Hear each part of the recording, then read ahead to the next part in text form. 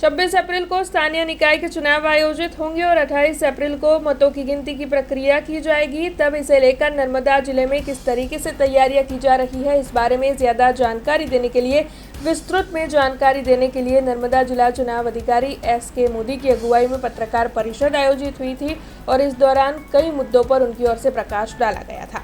नर्मदा जिल्लाની અંદર આપણે જાણીએ છીએ કે 26મીના રોજ તાલુકા પંચાયત, જિલ્લા પંચાયત અને નગરપાલિકાની મતદાન છે. એ મતદાન સુપેરે પાર પડે એ માટેની આજે આપણે આ પ્રેસ કોન્ફરન્સ કરી રહ્યા છે. આપણે જાણીએ છીએ કે મતદાન સવારે 7 વાગ્યાથી 6 વાગ્યા સુધીનું છે. મતગણતરી 28મી તારીખે 9 વાગ્યાથી શરૂ થશે. આપણે વાત કરીએ જિલ્લા પંચાયતની 22 બેઠકો છે. તાલુકા પંચાયતની 6 તાલુકા પંચાયતની ટોટલ 102 બેઠકો છે અને નગરપાલિકાની 28 બેઠકો છે, જે પૈકી 2 બેઠકો બિનહરીફ થઈ છે. એટલે આપણે 26 બેઠકોની ચૂંટણી કરવાની થાય છે.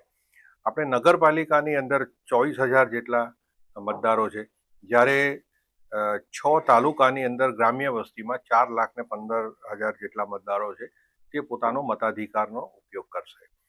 આચારસંહિતાની વાત કરીએ તો આપણા જિલ્લામાં ખૂબ શાંતિ છે અને કોઈ ફરિયાદ, આચારસંહિતાની ફરિયાદ આપણને લેખિતમાં કે મૌખિકમાં મળી નથી.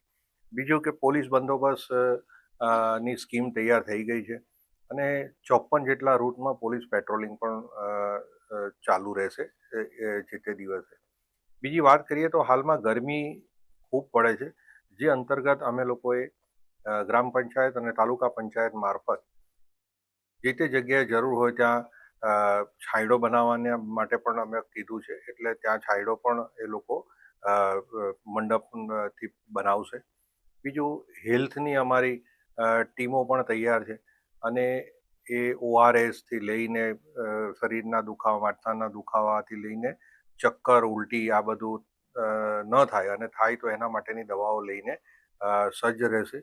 અને એ તમામ ગામે આશા વર્કર બહેનો એના માટે તૈયાર રહેશે, જેથી કરીને આવી ગરમીની અંદર પણ લોકોને તકલીફ નહીં પડે. બસના પણ રૂટ ફાઇનલ થઈ ગયા છે અને દરેક રીતે એમ જોઈએ તો વહીવટી તંત્ર આ ચૂંટણી માટે તૈયાર છે. મેન પાવર અમારો ટોટલ 3,650નો છે, જે આખી મતદાન પ્રક્રિયાને પૂર્ણ કરશે. हमसे जुड़े रहने के लिए हमारे YouTube चैनल को सब्सक्राइब करें और नई वीडियो की नोटिफिकेशन के लिए बेल आइकॉन को दबाएं।